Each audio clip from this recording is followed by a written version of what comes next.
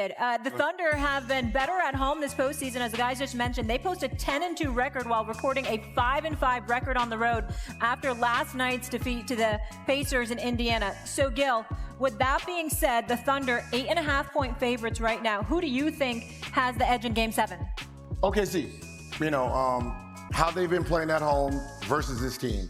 Like, we can talk about how Indiana looked in the fourth quarter in Game 1, but before that, they wasn't even on the same planet. They were getting their butts beat off. Game 1, Game 2, with Game 5, right? It hasn't been a great outing for Pacers in that building. So when you're talking about going back to Game 7, OKC has the advantage, even though no one is counting Pacers out. But at the end of the day, they don't play very well in the first quarter or the second. So if they go all the way to the third quarter, in 5 of the 6 games, they've been down minus 6.5, 7 points.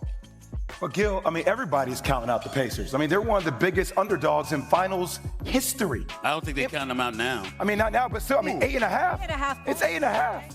That's 8 in the hook. Yeah. In the NBA Finals, after you just smacked the team by 17, you're up close to damn near 30. And by the way. That's disrespectful. Yeah, I think it's reality. It's reality. Well, reality can be disrespectful too. You're down 9 at the end of all 3 quarters in 5 out of 6 games. What is that? Because we're talking about the inability to close out. And that's a special it factor that Indiana has down the stretch. And by the way, for a young team, I agree with you. On paper, they should be smacking Indiana. I believe that. They have been. But they're not. Now we're in a 3-3 Game 7 scenario. Pressure for the MVP, going back home, in your own home territory, with guys like Jay Will, guys like SGA we're comparing to Michael Jordan and Scottie Pippen. That's a lot of pressure on a young basketball team. You didn't hear that from me. I didn't hear that from you. I heard from other people on the show. Right. Not from us, though. I will say this to you. I think Game 7 is going to be a thriller. I don't think it's going to be a blowout. I think it's going to be tight. I think that here's what I'm thinking. When I watched OKC in Game 1 have a 15-point lead and ultimately blow that, right? I watched them throughout the playoffs, and there are times when they just lag offensively. They can't seem to get anything going, but they know how to neutralize you defensively. Indiana, to me, with Rick Carlisle, I have faith that he'll figure out a way to produce enough offense where it gets tight. The fourth quarter's here. I think this is one of those situations, ladies and gentlemen, where it's going to come down to the ball in SGA's hands and the Halliburtons of the world, or whomever you want to pick. The point is, I think it's going to be close in the fourth quarter. I'm not saying that OKC's not going to pull away because I still believe in them, but I think come fourth quarter time, midway through the fourth quarter, we're going to be within 5 points of one another. It's going to come down to the wire, and we're going to find, and cats are going to get tested. And then when you take into account that you're relatively young, and it's a Game 7, y'all know this better than me. Palms get sweaty, stuff gets tight. And you don't know how somebody's going to react. This is Game 7 of an NBA Finals. The championship is on the line. The slightest mistake can cost you everything. If you've played awful at moments in other games, why the hell should I assume that you might not play awful in those moments? I think it's going to come down to the wire. Listen, OKC, when it's horrible, right? When they're playing bad, it looks really bad for them. But they're at home. Right? And you're a young team, you get your energy from being home, being in your bed. So when we're talking about there's going to be a close game, we have to assume that Indiana's going to be coming back, right? They're going to be coming back because there's not been a first quarter, second quarter, third quarter where we've actually sat there and said, oh my God, this has been a great game all the way through. There's been blowouts all the way through. Come back at the end of the game, Game 1. To make it exciting, but for the most part, it hasn't really been an interesting series when you're talking about first quarter to fourth. Right? Jay, well, why were you making a face when he was talking? Well, just because I don't know how Gil feels about it, but I didn't like being at home. I'd much rather be on the road. I've heard some of the greatest players talk about how they can lock in on the road. There ain't nothing better than not being with your family, not answering all the texts and all the calls about tickets and all the other damn things that happens when you're at home. It allows you to be focused and locked in. So I'd much rather be on the road. Bill, what do you say to that? He went to Duke. He went to Duke. They were enemies on the road, which made them villains, so it was a different thing. Well, what do you think Indiana is, though?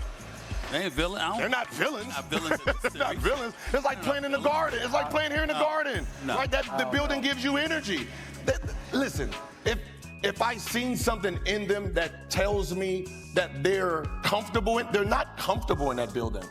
They're not comfortable there. Right? OKC is. But they still got one victory there. Yeah, they did. They still got one victory. That's what I'm saying. It's like boxing, right? The score going into the fourth quarter, 10-8, 10-8, 10-8, 10-8. And then they close their eyes and throw a haymaker and knock them out. That's all that was. I'm with you if you're talking about both teams living up to who they are and who they should be in this series.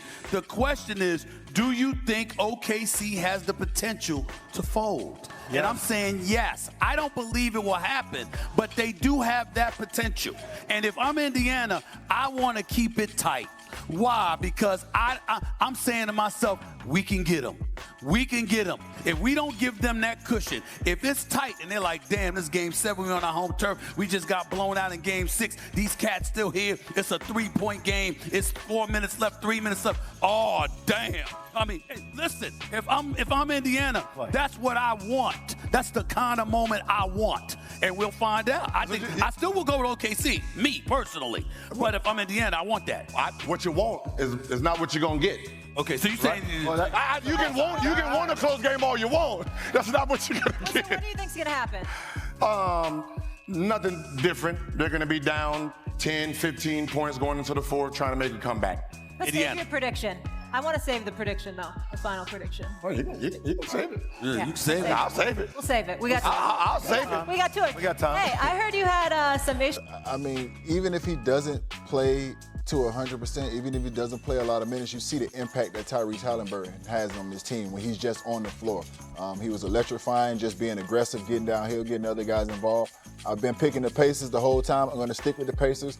He's probably not their best player. I think that's Pascal Siakam, but he's their most important player. So I'm going to go with Tyrese Halliburton. He's a guy I'm going to keep my eye on. I want to see if he's getting down here early. I want to see if he's pushing the pace. I want to see if he's aggressive, because also if he's aggressive, that helps him get other guys involved, because he's a threat to score first and foremost. Who's the player to watch in Game 7, Markeith? I would say Jalen Williams from OKC, right? If he comes out with the spark he's had, not last game, but the two games before that, or just the entire finals, I think it would be Jalen Williams. I think he has to come out and set the tone, because when he comes out and he's taking 20-plus shots and he's looking for his shot over and over, that makes him a better team. So I'm gonna go with Jalen Williams on this one. Fascinating juxtaposition. In Game 5, he scored 40 points. Last night, his plus-minus was -40. So I like that take. As J-Dub goes, so go the Thunder. How about you, Alan? Who's the player you're watching Sunday night? It's the MVP. It's Shai Gilgeous-Alexander. You're playing at home. You're the MVP. The last time an MVP lost in a Game 7 was the last time we had one in the finals.